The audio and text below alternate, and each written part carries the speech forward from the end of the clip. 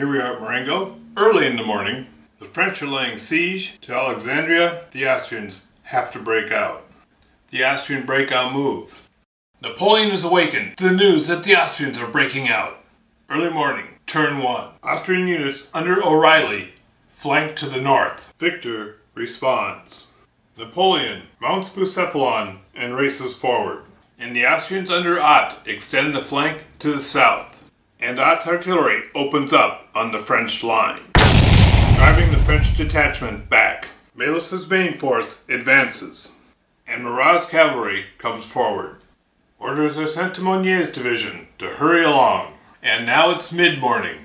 Ott moves aggressively on the flank. In the north, O'Reilly continues his flank march, and Victor answers. And the main Austrian force under Melas falls on the French line. Lannes refuses the flank. Murat secures the southern flank. Napoleon races to put his artillery on the heights, and Mounier's division continues forward. Here the Austrians contact the French skirmishers. They manage to cause some damage before falling back to the line. Victor's attack on O'Reilly's troops. Though left exhausted by the combat, the French drive the Austrians back to the river's edge. It's late morning. Melas continues his assault. The Austrian artillery opens up,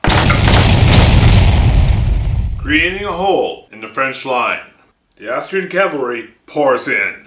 Bonaparte takes the heights and prepares to defend. O'Reilly organizes his dispersed light troops and continues his advance. Murat charges with irrational exuberance, and Revaud's hussars race to join Murat.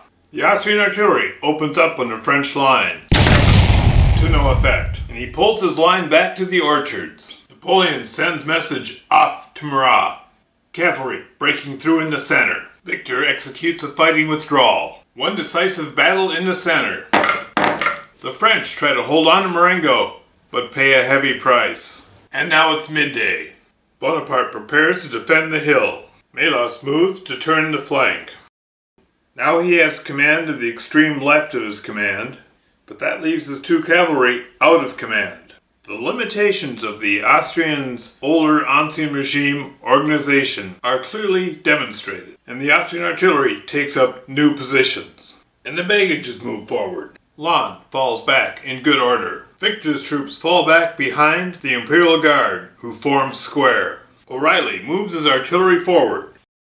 Having stopped the Austrians on the southern flank, Murat races to the center, and he races to flag Revaud to come on down.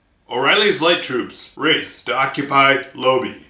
Facing infantry in square, the Austrian dragoons ride off. Along the line, combat erupts. The grenadiers on the flank are too much.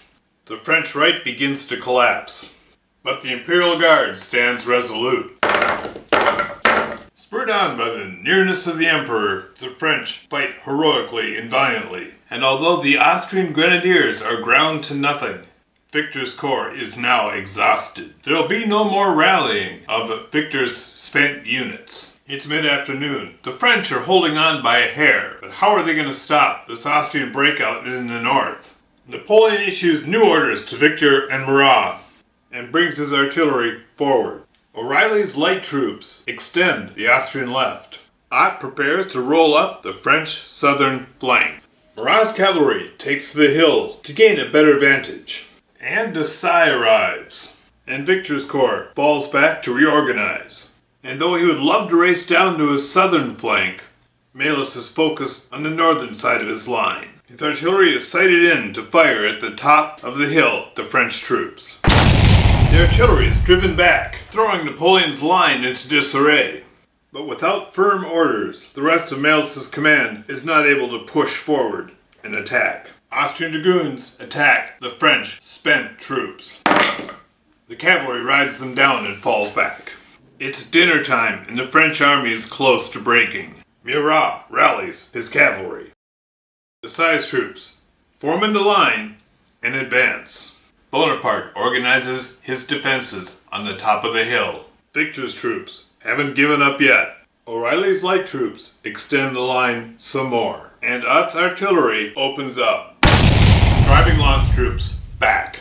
His own troops advance. Since the end is near, Melas orders his cavalry to charge the French, and Lannes' exhausted troops fall back. Now we have dinner time combat. We have Melas' cavalry attacks on the flank. If either of these attacks succeeds in destroying a French unit, the French army will break. Both attacks succeed in destroying the rest of Victor's corps.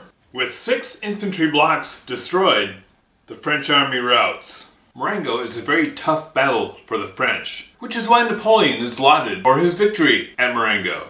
Nevertheless, all in all, a very good game.